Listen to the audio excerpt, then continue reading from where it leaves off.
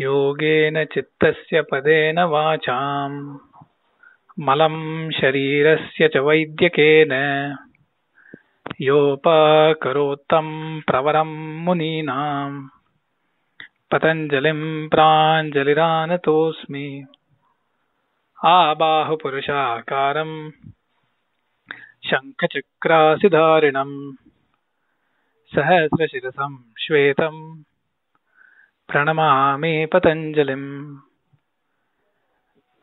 गुरुर्ब्रह्मा गुरुर्विष्णुर् गुरुर्देवो महेश्वरः गुरुः साक्षात् परब्रह्म तस्मै श्री गुरवे नमः। हरि ओम। So last time we completed our look at Sutra 2.47, which was Prayatna Shaitilyananta Samapattibhyam. So today we begin with 2.48. This is the sutra where the siddhi, or the siddhi is the attainment or the phala or the fruit of asana, is given. If you remember the sequence adopted in the explanation of the Ashtanga Yoga in the sutras, first there are a few sutras about the anga, so like yama niyama, followed by the siddhi or the phala of having attained or having accomplished those angas. So similarly, following the same sequence, initially it's a sthirasukamasanam, where asana as an anga is introduced. Then further elaboration, prayatna chaitanyam ananta samapattibhyam, and then comes the result, the siddhi of accomplishment, which Sutra 2.48 talks about. And the sutra says, tato dvandvānabhighātaḥ. So that is Sutra 2.48. And as usual, we look at each term, so known as the pada vibhagaha. So here it is tataha dvandvānabhighātaḥ. So tataha means by that. By what? By prayatna chaitanya and ananta samapatti. What happens? There is dvandva anabhighātaḥ. Dvandva is a term we have looked at earlier. We had also said tapo dvandva sahanam, etc. So dvandva is essentially a pair, and examples are shita ushna, which is hot and cold, which are opposites. It could also be a pair, commonly found pair like hunger and thirst, etc. So that is dvandva. And then anabhighātaḥ. So abhighāta bhavaha, pīdā bhavaha, that is anabhighātaḥ. So abhava, absence of abhighāta, or abhava, absence of pīdā, of trouble, torment, etc. That is known as anabhighāta, which is the absence of those. So by asanas and by prayatna chaitanya and ananta samapatti, what happens is the pīdā, the trouble or torment caused by dvandva, does not happen to the yogi. Now Vyasa elaborates. He says, in a very short bhashya, he says, Shītoshnādibhihi dvandvaihi asanajayat na abhibhūyate. So once the asana jaya has happened, which means the sthirata sukata, which we dealt with in quite some detail, the sthirata and sukata of the sthirasukamasanam has happened by the means of prayatna chaitanya and ananta samapatti. Once that state is there, the yogi is untouched and not troubled at all by sītoshnādi dvandvaha. So not troubled by heat, cold, or any such pairs which normally may trouble a person. The yogi is untouched. Asanajayat na abhibhūyate. So in some sense, asana gives us thairyam, a steadiness. which is sthirata, and sukhata, an equanimity of the mind. So the dvandva could be visualized as disturbing that. So if you think of a pendulum which is standing in the middle and not oscillating, but if you take it to one side, it keeps oscillating, and that's where the dvandva comes, from one side to other and so on. And if that dvandva keeps on hitting, abhighāta, the other meaning also is hitting, striking. So if the abhighāta is going to happen all the time to that pendulum, it is going to keep oscillating. Then where is the question of the chitta finding its equilibrium and finding its steadiness? So once the yogi has come to a point where the sthirata sukhata, as explained in the sutra and the bhashya, and then as explained by us in the session, through prayatna shaitilya and ananta samapatti has been reached, then it is said, the siddhi that is there, the phala, the fruit is that dvandva lose their power to cause any pida or torment. The yogi is insulated from all these troubles, and he can continue and sustain the sthirata and sukhata, because the power of the dvandva to cause trouble, to cause an abhighāta, goes away. So that is the siddhi coming from asana jaya, as Vyasa explains.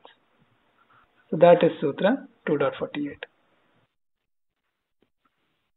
So the point to be noted is this is the third limb of Ashtanga Yoga, and that too Ashtanga Yoga in a mode of Anušthanam. Because we would lose sight of this aspect. We would think that this is the third limb.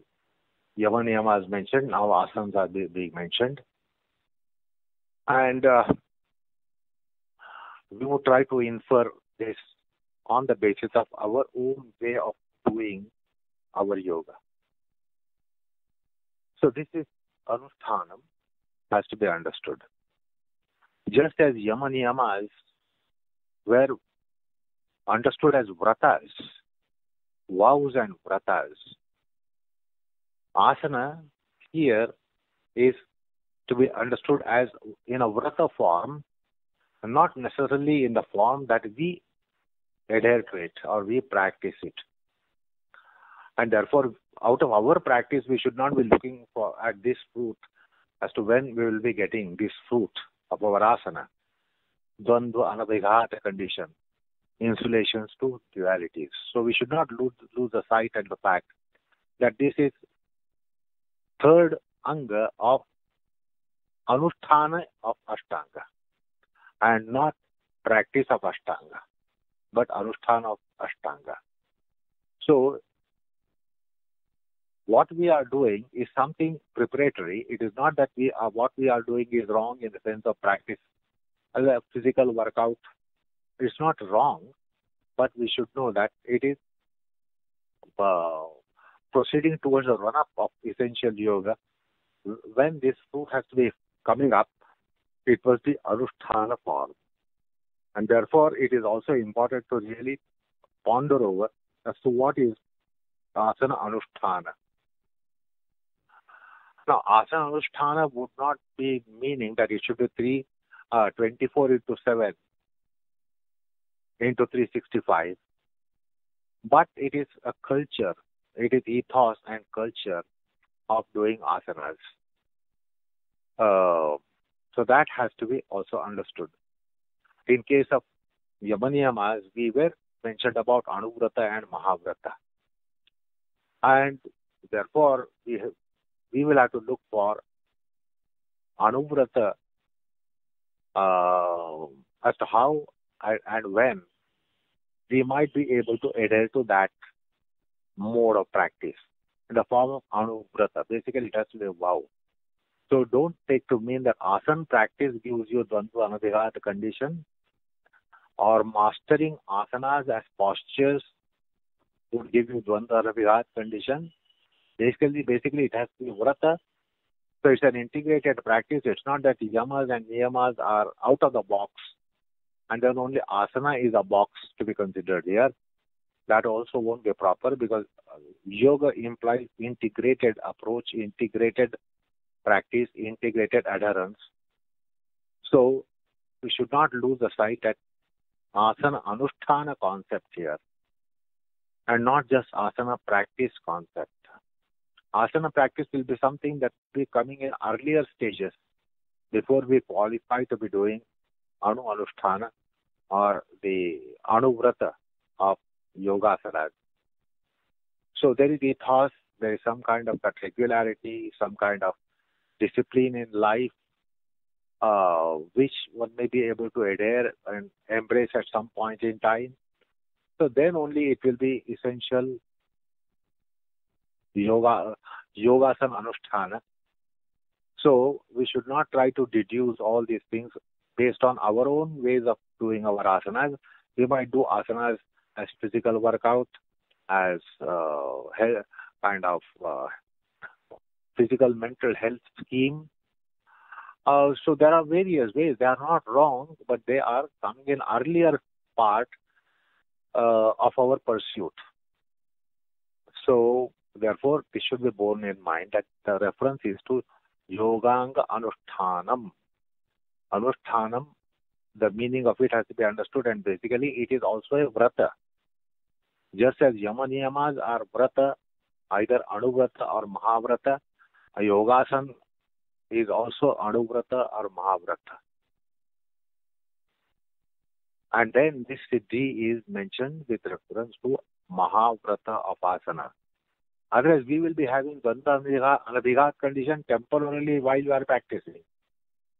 And once the practice is over, the whole atmosphere evaporates and vaporizes, and we are again close to our mundane gravities, into the mundane gravities, into mundane form of life. So that is all our formative stage. So in formative stages, you will not be able to visualize this fruition. That should be borne in mind. Otherwise, because most of us today, by yoga, we mean practicing asanas. And then we look for this kind of fruit which Patanjali mentions. So this is anusthana, and this is effect of mahavrata. So the effect of asana sadhana would be covering whole conduct of life. And therefore, the ethos would be created by asanas, whereby one will not be prone and vulnerable to dualities, which otherwise is the case of we mortals. We are disinsulated to dualities, and we face them and we experience them. But when it becomes anusthana, when it becomes vrata, even anuvrata would, to some extent, would give us that kind of ethos to our rest of the life. Asanas might be practiced maybe 1 hour to the every day or 45 minutes every day or whatever duration. But then its ethos stays on as a kind of hangover, and that hangover would last for a whole day until the next session of practice would come up. So this is a vrata. At least it should be anuvrata, and not just regular practice, disciplined practice, relentless practice, etc., etc. Practice is something in a formative period, and we only understand asanas as something for practice. We do not look at anything that can be called as vrata or vow. However, that is there, has to be understood, and now we have to infer it and imagine it. How there can be vrata of asana. To start with, it will be anuvrata, and then it can escalate to mahavrata, and this fruition refers to mahavrata. So yogi is endowed with dvandvānabhighātaḥ condition not only during his time on the mat, but it is for lifelong condition, because it has an ethos that thereby one develops this dvandvānabhighātaḥ condition. The point is, don't forget that this is a vrata mode Patanjali is mentioning about, and this is anusthana mode and not practice mode, because we learn and practice and we think we can perfect. Learn, practice and perfect. This is our corridor, but we do not imagine this corridor of learning and then going for anusthana So this is Achara Dharma, Titi Dharma, Achara Dharma of Patanjali's system that we are dealing with, and therefore not to lose the sight at Vrata concept, Vrata aspect here, embedded in asana practice, and also Anusthana, a mode of doing asanas. There are various modes of doing asanas, but Anusthana mode is being considered. Okay.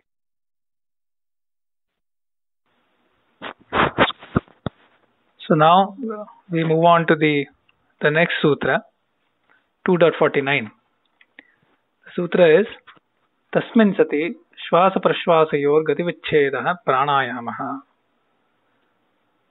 So again, let's look at the terms in the sutra. It says tasminsati, in that condition. So Vyasa elaborates that as sati asana jaye. So essentially, when the sthira sukhamasanam through prayatna shaitalya and ananta samapatti and or ananta samapatti has been attained, or in an asana, in a position that qualifies as a yoga asana, tasmin sati, śvāsapraśvāsayorgativicchedaḥ. So of the śvāsa and the praśvāsa. Śvāsa can be translated as inhalation, praśvāsa as exhalation. Of both of those, śvāsapraśvāsayoh gativicchedaḥ. Gativicchedaḥ means the breaking of the flow, kramabhangaha. So that is gatehe pravahasya bhangaha chedanam iti gativicchedaḥ.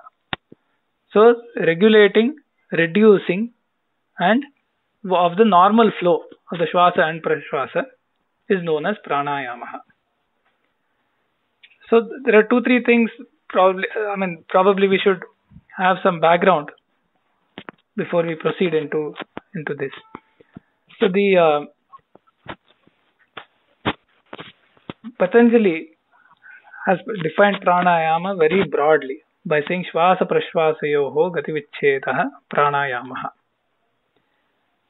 And Vyasa has a very short commentary on this particular sutra. Secondly, the tasminsati term, we have seen in some sense repeated often, has caught our fascination in some sense, and sometimes it is misunderstood. So tasminsati comes from a Panini sutra. It is a specific linguistic form of Sanskrit called Sati Saptami. And there is a Panini sutra that says tasya cha bhave bhava lakshanam. So this is known as the Saptami Vibhakti that is used to say either after having done that or to say in that condition. So that is why there is tasminsati. So essentially here it is being said that a yogi in an asana, when he does śvāsapraśvāsayorgativicchedaḥ, then he moves on to prāṇāyāmaḥ. It is not to say that no one can do pranayama until they have mastered all the asanas. That is not what is being said here. So essentially it is said, okay, one has to be in an asana, and the asana as defined and described here to qualify as a yoga asana, and in that state you move on to śvāsapraśvāsayoh gativicchedaḥ so that pranayama can commence. So that is Sati Saptami. That is Tasmin Sati. So now I'm taking a slight digression here so that to spend some time on what is this Shvasa, what is this Prana, and what is this Pranayamaha, and how are the two related. Because the term here is Pranayamaha, which has a direct reference to something known as Prana. Prana has not been directly defined. But Shvasa and Praśvāsa has been used, which is used in normal language to refer to inhalation, exhalation. However, here, let us first, before getting into that background, let us look at Vyasa's short commentary so that we are able to pinpoint the meaning of the use of the term Shvasa and Prashvasa here. So Vyasa says, Satyasana Jaye. So that is the elaboration of tasminsati. Once the asana jaya, as described above, has happened, or when the yogi is in that condition, the sadhaka is in that condition, Vayasya vayoho achamanam shvasaha. So the vayu, the air element, that is outside, bahihi, sharirasya bahihi. So that is bahya. Tasya achamanam. Achamanam is taking in, and usually achamanam is said taking in a specific way, okay, as per the vidhi, as per the instruction for pranayama. So the particular way of taking it in, achamanam, is shvasaha. So bāhyasya vāyoho achamanam shvasaha. Then the next sentence says koshtyasya vayoho nissaranam prashvasaha. So here where he says prashvasa, which is often understood as exhalation, which is not entirely incorrect. However, Vyasa specifically says koshtyasya vayoho nissaranam. Koshtyam means antarjataram. Says Amar Kosha, antarjataram. Or udara madhye. So here there is a specific reference to the abdominal pelvic region also. In some interpretation, kosham can also stand for chest, lungs, etc. However, the specific use of the term koshta here is to be taken to understand that it refers to the abdominal pelvic region, and the vayu that exists there, koshtyasya vayoho nissaranam, emitting of that is prashvasaha. So Vyasa is taking the trouble to specifically pinpoint what shvasa and what prashvasa is being referred to here by Patanjali. Tayoho gativichedaḥ. So now the shvasa and the prashvasa has been talked about. Now their gativicheda. So gatehe pravahasya bhangaha chedanam iti gativichedaḥ. Also as kramabhangaha. So normally the going in and coming out that will happen, breaking that flow, again vidhivat, in a certain way, as the particular pranayama technique being taught by the guru, etc. So that gati vichcheda. And further Vyasa says ubhaya bhavaha, where both of those, there is a abhava, there is a abhava, dvayoho abhavaha. So ubhayoho means both of them. The gati is sort of goes away. That he says is prāṇāyāmaḥ. So in very brief, both Patanjali and Vyasa are encompassing the several techniques of pranayama covered in many texts by pinpointing the common characteristics among all of those, by firstly defining shvasa as bāhyasya vāyoho āchamanam, then defining prashvasa as koshtyasya vāyoho nissaranam as prashvasa, then tayor gati vichchedaḥ ubhaya bhavaha, using these separate terms, so that the gati vichcheda of the shvasa can be, or the incoming drawing in of air, gati vichcheda of that, the emitting out of vayu, the gati vichcheda of that, and then the ubhaya bhava. There are separate terms used for all of these, so that all of these separately and together come in the ambit of what is known as pranāyāmaḥ. So ubhaya bhavaha separately mentioned, where both there is an absence of drawing in and going out. Then gati vichcheda of each, because tayor gati vichcheda, that's a separate thing. So all of these come under the ambit of pranāyāmaḥ.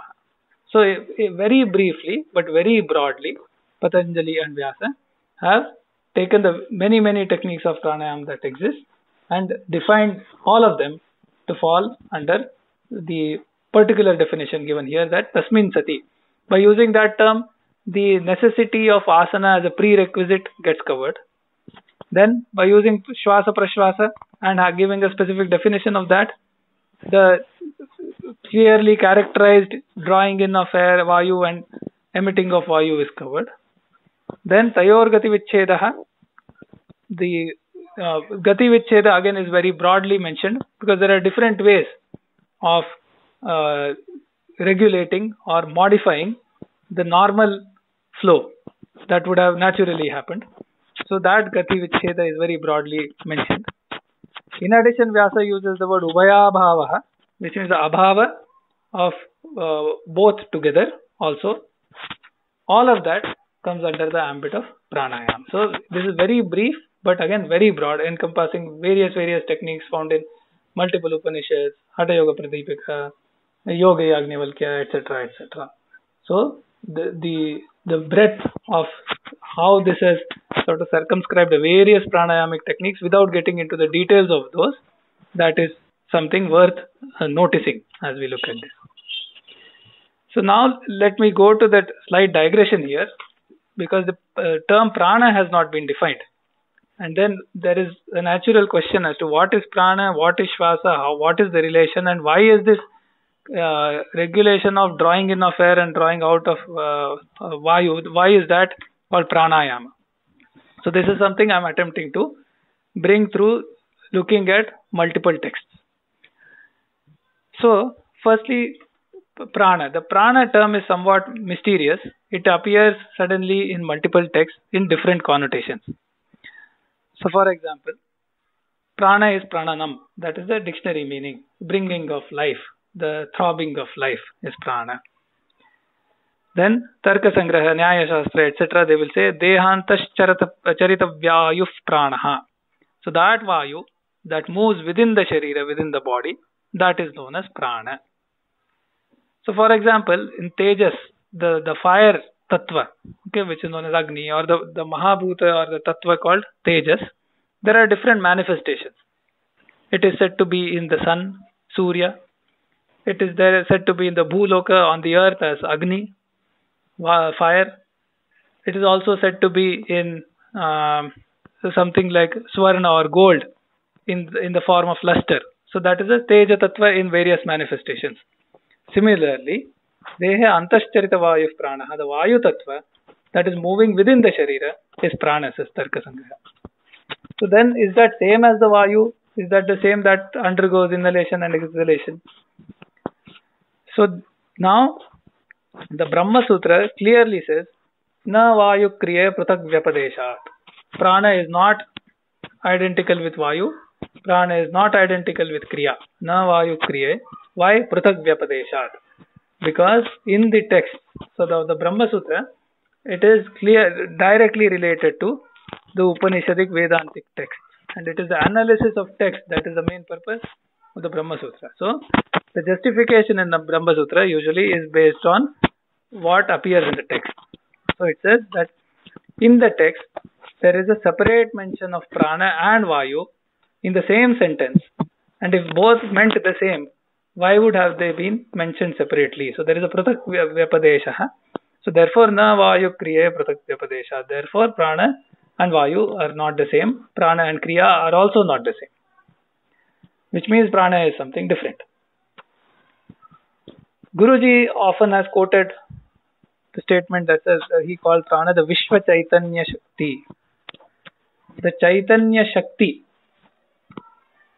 So the thing that gives sentience, the power that gives sentience, and which is Vaishvik, universal, that particular Shakti that also is present in each individual body, that is prana. So it is not simply the air being breathed in and breathed out, but it is the underlying entity that is powering the functioning of everything, and it is universally present. That particular power or Shakti that also gives the sentience and life, that Vishwa Chaitanya Shakti is prana. Furthermore, just to understand this, a text called Tattva Bodha gives a very nice definition. It says, Sukshma Sharira Samashthyupahita Chaitanyam Prāṇaha. So there is something called the Sukshma Sharira, the subtle body. Just like we have the gross body, there is a subtle body. The gross body is said to be the Bhogayatanam. So all the bhogas that we have to undergo, all the life experiences, pleasant, unpleasant, etc., as a result of our karmas and their fruition, that happens in the context of our gross body, because the self present in the gross body experiences the fruit of all its karmas. So that is Bhogayatanam. That is Sthula Shariram. Sukshma Shariram is made up of Indriyas, Prana, etc. The Sukshma Shariram is known as Bhoga Sadhanam. So while the gross body is the Bhogayatanam, housed in it, one experiences the fruition of their karma. Similarly, the sadhanam, the means to experience that karma, is brought about by the Sukshma Sharira. So Sukshma Sharira is Prana, Manas, Indriya, Chitta, etc. So now Sukshma Sharira Samashti Upahita Chaitanyam. So in the state of Samashti, in Vedanta it is said that there is a Vyashti Samashti concept, where before the creation, the Brahman is one alone, and the Jivas are, all the individual cells are along with the Brahman, and it is an undifferentiated state without Nama Rupa, without name and form. So the differentiation into individual things has not happened. That is Samashti. Then at a certain point, as the creation unfolds, the differentiation into Nama Rupa and various things and individuals happens. So the Chaitanya placed in the Sukshma Sharira at the time, Upahita means placing, establishing. So in the Sukshma Sharira, there is a touch of Chaitanyam that is placed at the time of Samashti. That particular touch of Chaitanya placed in the Sukshma Sharira at the time of Samashti is Prana. And therefore Prana is a much higher entity in the ladder of how things evolve and unfold. And we have looked at how in the Sankhya Yoga system, the Prakriti undergoes a certain sequence of evolution into different various entities. Very early in that stage, Sukshma Sharira Samashti Upahita Chaitanyam, that is Prana. Now, so just to understand this, we have seen the Yoga Sutra. It says Vishesha Vishesha Linga Matra Alingani Guna Parvani. So Vishesha Avishesha Linga Matra Alingani Guna Parvani.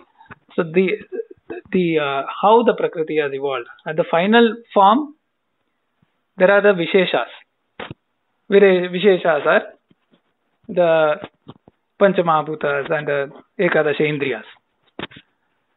Now, further, of course, the Panchamahabhutas, etc., also mix with each other and so on. But when they mix with each other to create the various things, at that time the Tattva is not changing. Tattvantaram na vidyate. So it is the same Tattvas, they are intermingling. So, and therefore, the Tattvas that are at the final stage of evolution are these Visheshas, which vary in their Sattva, Raja, Tama form, etc. And they are the 5 Panchamahabhutas and the Ekadasha Indriyas. But then there are Avishesha. So they have evolved from the Avishesha. This is coming from the Yoga Sutra. The Avisheshas are the Panchatan Matras and the Asmita Matra. We also known as Ahankara sometimes. So the I-ness and the 5 Tan Matras, Shabda, Swarsha, Rupa, Rasa, Gandha, they are the Avishesha. Then we saw there is a Linga Matra, which is the Mahat Tattva. Mahat Tattva is the great thing, which is the first stage of manifestation, and therefore it is known as Linga Matra. And then Alingam, which is the Pradhana Prakriti, which is in a state of exist, does not exist. We have seen that. Nasat, Nasat, Nasadasat, etc. So that is Alingam. So these are the stages of evolution, starting with the Alingam, then the Linga Matra, then Avishesha and Vishesha, and so on. Now in this Mahat Tattva, in some of the texts, it is said, like in the Ayurveda Samhita, it says, this Mahat Tattva has 3 aspects to it. the sattvic aspect, tamasic aspect, rajasic aspect. Because as we know, Prakriti is essentially made up of these things called sattva rajatama, which are dravyas. So then it says, Kalo buddhis tata prana iti tredha sagiyate. So this Mahat is sang about giyate. One sings about Mahat as Kalaha buddhi tata pranaha in these three ways. Tamas sattva rajo bhedat taddat unmesha sanyaya. So if you look at Mahat, from the tamas aspect, it is Kala, the time. It says. From a sattva aspect, it is buddhi. And from the raja aspect, it is prana. So it is the essential power of activity, which is the raja aspect, right at the beginning of this evolution, at the initial Mahat-tattva. The Mahat-tattva itself, in its rajasic aspect, is known as prana. Now, in this Vishesha, Avishesha, Linga, Matra, Alingam, Vayu comes much, much later. Vayu is the Vishesha. So Vayu is coming after this Panchatanmatras from Mahat, then through the Panchatanmatras, and then the final stage is Vayu, whereas Prana is right in the as a part of Mahat itself, and therefore Prana. Hopefully now we are understanding how Prana is different from Vayu as one of the tattvas. Now the Sankhya Karika, which is one of the key texts for Sankhya Darshana that still exists, it says Samanya Karana Vritti Pranadya Vayava Pancha. So the 5 Vayus, it says Pranadi Vayavaha. So Prana is, even though it is one, depending on the region and the function, it is given 5 names. Prana, Apana, Vyana, Udana, Samana. This is similar to, often in the classes, etc., this analogy is drawn. On the earth, there is water. There is just one ocean, which water is mixing. However, depending on the region, we say, okay, this region, let us call it the Pacific Ocean. This region, let us call it the Indian Ocean. That region, let us call it the Atlantic Ocean, etc. So similarly, there are 5 names. It says Pranadya Vayava Pancha. Now interestingly, here the Vayavaha, the Prana is also referred to as Vayu, even though we are saying they are not the same. But how it is characterized, it is said as Samanya Karana Vritti. All the Karanas, all the Indriyas, there is a common Vritti. There is a common function. And that commonness among them, each of them have a specific function, but the common aspect of that is Prana. So Prana is underlying, essentially, the functioning of the entire Sukshma Sharira and the Indriyas. Similarly, Taijasanyindriyanyeva Kriya Vijnana Vibhagashaha Pranasya hi Kriya Shaktir Buddhir Vijnana Shaktita.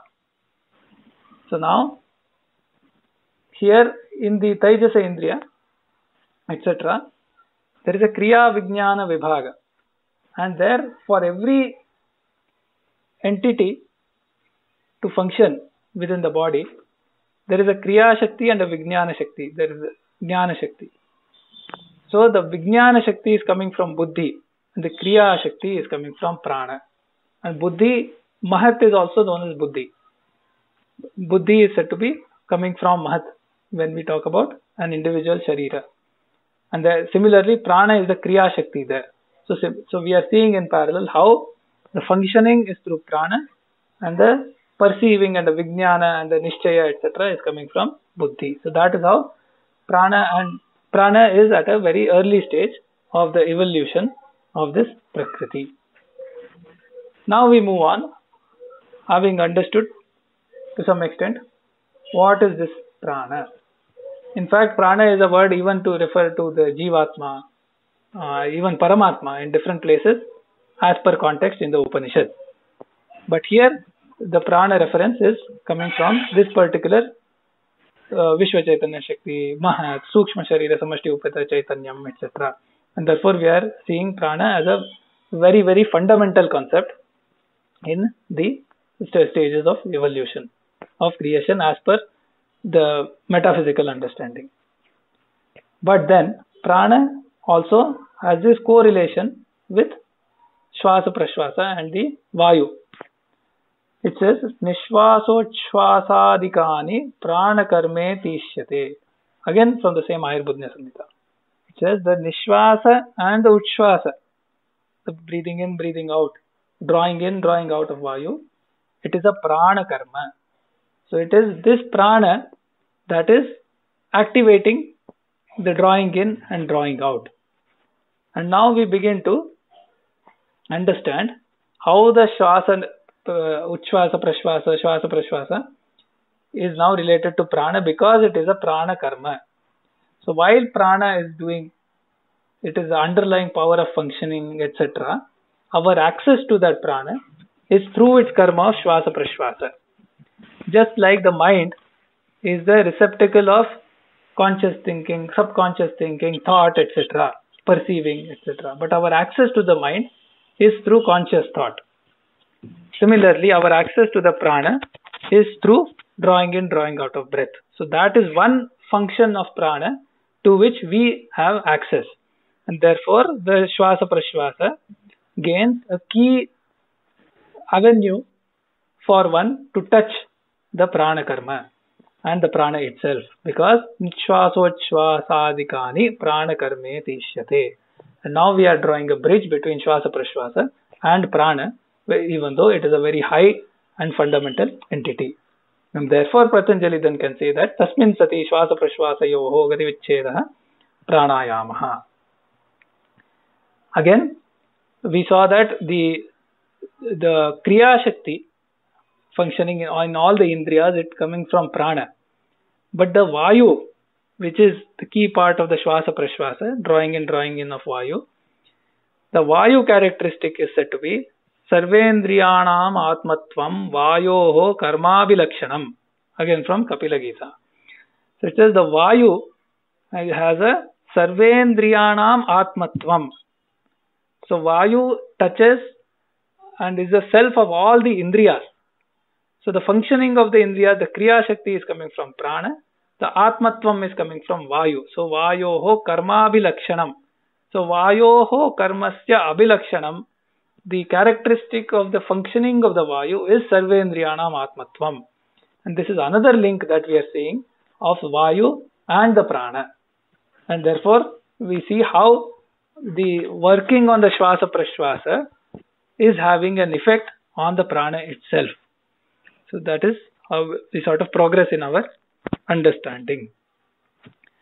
But then we saw pranadya vayavaha pancha.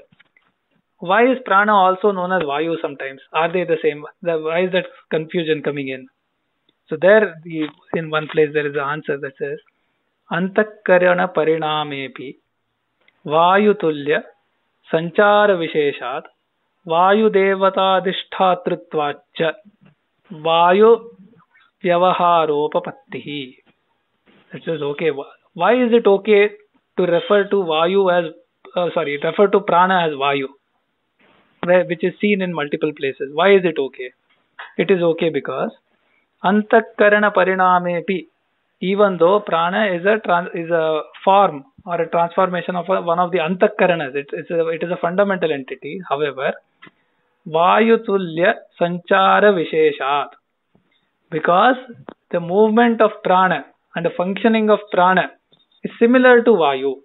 How the vayu moves in the external world or within the body as part, the way of the flow of the vayu, the sanchara of the prana is similar because it reaches everywhere. And then there is the concept of nadis, etc., that we won't go right now into.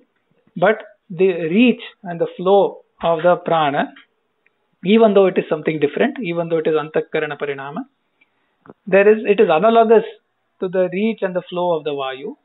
So that is one reason why prana can be referred to with the term vayu in vyavahara, in day-to-day language, when we are generally referring to it. Secondly, vayu devata adhishthatrutvat. So there is this notion of each and everything has an adhishtatru devata.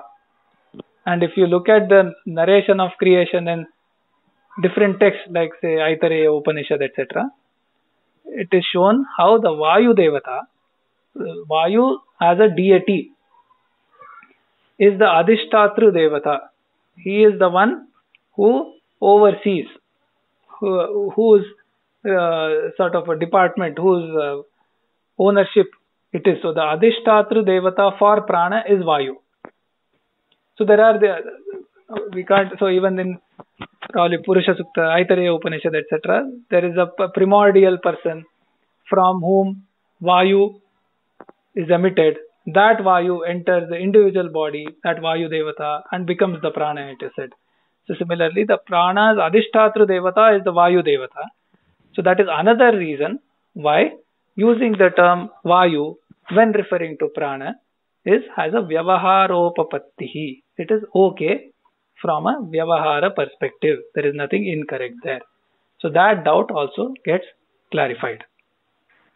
Then we come to text like, Hatha Yoga Pradipaya, etc., where it is said, Chale vate chalam chittam nischale nischalam bhavet. So the chitta in particular has a very close relation to prana. When the prana is moving, when the vayu is fluctuating, the chitta is fluctuating. If the prana is still, if the vayu is still, the chitta is completely still. So eventually the aim of yoga is yoga's chitta vritti nirodha. So how do we reach that? How do we access the chitta is in the system of yoga through prana, through pranayama, etc. And therefore, chale vate chale chittam, if the prana and vayu is fluctuating, moving, etc., the chitta, the same thing is going to happen. And then how is there going to be any chitta vritti nirodha? Therefore, nischale nischalam bhavet. Therefore, there is all these teachings and techniques around focused on pranayama and the shvasa, etc., so that there is nischalatvam in that area, and then there will be nischalatvam in the chitta, which will lead to chitta vritti nirodha. Because it says hetu dvayam hi chittasya vasanacha samiranaha tayor vinishte kasmin tadvavapi vinashyataha. So the chitta functioning, there are two causes, hetu dvayam. One is the vasanas. So anadi karma janita vasana. So there are several incarnation cycles of birth and death leading to karmas, and in all the activity and experiences there is the imprint left behind and the tendencies that are known as vasanas. That vasanas gives rise to the functioning of the chitta and the chitta adhikara. So all the wants, don't want, love, hate, anger, everything of the chitta is caused by one of the reasons is the anadi vasanas. The other reason is samiranaha. Samiranaha refers to again the functioning of the vayu and the prana specifically. Tayor vinishta ekasmin. Out of these two causes, even if one is removed, dvavapi vinashyataha. Both get removed. And therefore, since we cannot directly go and access the vasanas and remove them, they are going to be there. And therefore, we have seen that the bija kalpa, the vasanas go into a burned seed state, etc. How do you access that point? It is through working on the samiranaha, working on the vayu and the prana. So out of the two hetus, the two cause of the functioning of the chitta, which we don't want to have actively functioning, instead we want a chitta vritti nirodha, we target one cause, which is the samiranaha. And by targeting that through pranayama, etc., we are able to remove the other cause also. So both of the causes go away, and then the chitta vritti nirodha can come. And then we see in the Ashtanga Yoga, as we go from yama, niyama, asana, pranayama, etc., in pranayama, this particular cause, through the śvāsapraśvāsa, the prana aspect and the samirana aspect as a hetu of the chitta is touched. Then pratyahara, because pranayama continues into pratyahara. Then once the pranayama one reaches a certain stage and it evolves into pratyahara, the indriyas also come under control. Why? Because we have seen how samanya karana vritti of the indriyas is prana. Also we have seen vayu is indriyatmakam. Indriyanam atmatvam is vayu. So when that vayu and then the prana is tackled by pranayam and that evolves into a certain stage, the indriyas come under control, and that is where pratyahara dawns.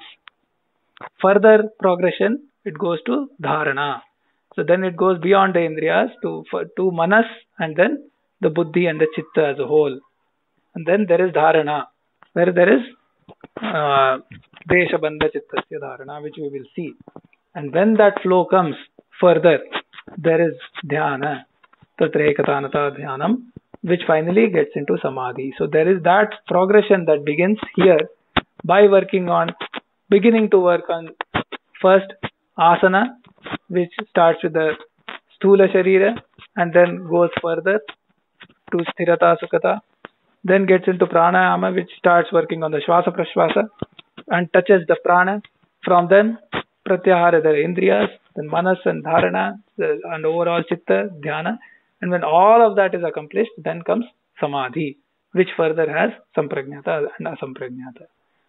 So that sort of ends the digression here, but we thought this is a good point to give an understanding, because the śvāsapraśvāsa and pranayama is used together in a single sutra. So therefore it is important to understand what is the śvāsa, what is the prashvasa, and what is the vayu in that context. Then why is it called pranayama? What is the relation between those two and pranayama? The śvāsapraśvāsa as a kriya and pranayama as a kriya. What is the relation? And the śvāsapraśvāsa working with vayu, pranayama talking about prana, and what is the relation between those two? Hopefully that is addressed here, so that we can now, with that taken care of, look at the subsequent sutras. So we are trying to understand the difference between vayu and prana. Patanjali is mentioning pranayama, although he is referring to śvāsa and praśvāsa. He is not referring to śvāsapraśvāsa for śvāsayama, but śvāsapraśvāsa for pranayama. And therefore, we need to have better clarity with regards to the śvāsayam and pranayama. Now, just now you heard about prana, a unique concept which comes in the cosmology. It is Vishwa Chaitanya Shakti, and this kind of description is given in later period by Gorakshanath in his Siddha Siddhanta Paddhati. He brings the definition that prana is Vishwa Chaitanya Shakti. Now, Vishwa, universal. Chaitanya, that is Chit and animation. It comes for animate creation. And then Shakti is the power. Now, Vishwa Chaitanya Shakti. Chaitanya Shakti is not just that which keeps the being animate. Because we have animate, inanimate creation. So, the prana is more related to the animate creation in the universe. And the animate creation is not that something which is merely living. You just heard the Chaitanya Shakti manifests in so many forms of Shaktis, Jnana Shakti, Ichha Shakti, Kriya Shakti. And you heard that the prana, which gives sentiency to a manifestation, the sentiency is marked by the Kriya Shakti, that there is movement in it. The life is characterized by something where there is a movement. That is Kriya. Now this Kriya Shakti manifests severally in different ways. Like for instance, Kriya Shakti in ant, the small creature. It's the Kriya Shakti in ant and Kriya Shakti in elephant. Now we think the Kriya Shakti of elephant is huge and great because we know that it's a very powerful animal. We don't refer to ant as a very powerful animal. But this Vishwa Chaitanya Shakti, universal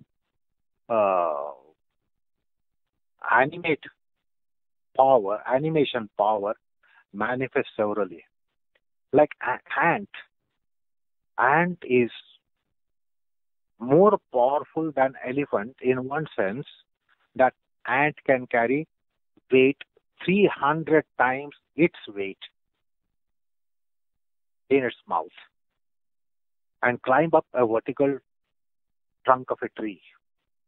Now, 3 times its weight, 300 times its weight is not a joke. Elephant will not be able to carry 300 times its weight because the elephant itself is a very heavy animal. It weighs nearly 6 tons. Now, you can't expect animal to carry 300 times its weight on its body and definitely not climb a vertical trunk. So, ant has typical Kriya Shakti by its Prana Shakti. So, Prana Shakti manifests in ant for its antness. And the antness has certain glories. Elephant and elephantness has another kind of glory. Eagle and eagleness has another kind of glory. Every living creation has their unique powers. They only manifest in them. The power of mosquito and power of elephant and power of ant and power of eagle. These are something that we need to understand how their powers are unique and different. So that's the Vishwa Chaitanya Shakti. It is not only for animation that something is living, but their manifestation. So we need to understand the manifestations of various living creatures or living creation, how they have different powers. And that is all because of the prana in them, because prana is Vishwa Chaitanya Shakti. So, you heard about Vishwa Chaitanya Shakti, and I don't want to go overboard and rather overshoot the session timing. So, we will try to understand this Vishwa Chaitanya Shakti in our next session, where I will try to explain you before we go into the Sutra what Vishwa Chaitanya Shakti is, how it is manifesting in you and me mortals. Then yogi is also like us, human being. And what is the pran doing in yogi? It's a different power that manifests in a yogi than we people who are ordinary mortals. The pran is within us as ordinary mortals, human beings. The pran is also there in yogi. So, we will come to know what pranayama does for someone to become ordinary mortal human being to a yogi who will be mortal, but his powers will be exceptionally great and different, unique. So we will have to understand this Vishwa Chaitanya Shakti, and this is Shakti Rahasya. In our wisdom of the lore, we have these tantras which come as Vaishnavagama, Shaivagama, Shaktagama, and the concept of Shakti is also described in Agama, as you heard just now, reference to Ayurveda Samhita, which is a Vaishnavagama. And then it mentions something. So we will try to understand this Vishwa Chaitanya Shakti, which is called Adi Maya. So let's try to understand Adi Maya, which is really the Prana Shakti, which becomes universal Chaitanya Shakti or animate power. So it is not just keeping something animate. It has powers. Like when the prana becomes weak, the Ichha Shakti dwindles for a decrepit, for a very, very ripe old person. The Prana Shakti becomes old, therefore Kriya Shakti dwindles, Jnana Shakti dwindles, and a very kind of Shakti dwindles, Ichha Shakti dwindles. While a young person will have a lot of Ichha, desire, power of desire, while a very, very old person, ripe old age, plus 100 or around 100, the Ichha Shakti itself will be gone. So Kriya Shakti, Ichha Shakti, Jnana Shakti, and several kinds of Shaktis, which we will have to identify in our course of understanding the subject matter of yoga. The Prana Shakti is that Adi Shakti. And let's try to understand much about this Adi Shakti and its pranic form of Adi Shakti. That is very important because there are, if you are aware, there are 51 Shakti Pithas. The Shakti has 51 places as its origin. All its powers are in those 51 Shakti Pithas according to the Shakta Tantra. And in 51 Pithas, each one has one Akshara, not letter. Akshara, indestructible. So, that will help us understand, correlate to Pranamaya Kosha, Akshara and Pranamaya Kosha. Devi manifests in Akshara. Therefore, each of its 51 Pithas has one letter, and there are 51 letters in Sanskrit. The Swara Varnas, there are 51. And then how that gets into our Pranamaya Kosha, how Pranamaya Kosha is constituted. So we'll have to understand Pranamaya Kosha aspect of esoteric anatomy. And we'll have to understand Vishwa Chaitanya Shakti, its form, its manifestation, how Akshara is also a power. And that's why we have something called as Shabda Brahma. Concept of Shabda Brahma. The ultimate principle is also described as Shabda Brahma, Nada Brahma. So, Pranayam surfaces these aspects for our comprehension. What is Shabda Brahma, Akshara Brahma, Shabda Brahma. So the Akshara, we have the word for these literal letters, not as letters, but called Akshara, meaning indestructible. And therefore, the prana is said to be living an embodiment on the point of death. The prana doesn't end, prana leaves. So it is always existent. And that's why we don't refer to a person as a dead person. It's not a death. It is all Mahaprayana. It is Prayana. It is journey. So life after life is a journey. Death is a point from where a new journey commences. There is nothing like death, as a matter of fact. Death is a commencement of new journey, new lap in journey. So it is prana which is traveling. That's why you heard that Sukshma Sharira.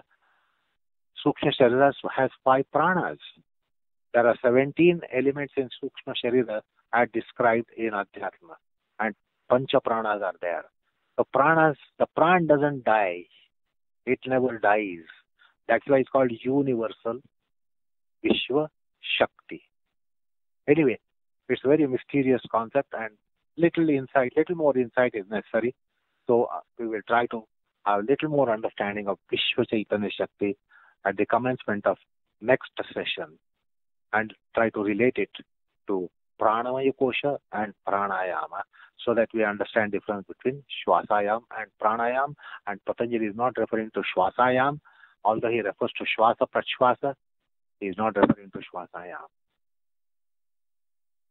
Anyway, much more digression is needed to be continued before we embark upon the sutra, which we will do next time.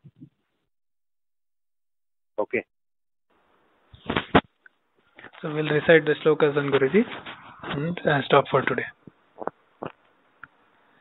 Vaijñānikam pravaktritva āsaneshu kalavidam yogābhyāse ca tattvajñam vandeham sundaram gurum yoga vriksho hi lokesmin yat preranena vardhitah yogacharya guru tubhyam sundaraya namo namaha. Thank you. Namaskar all of you.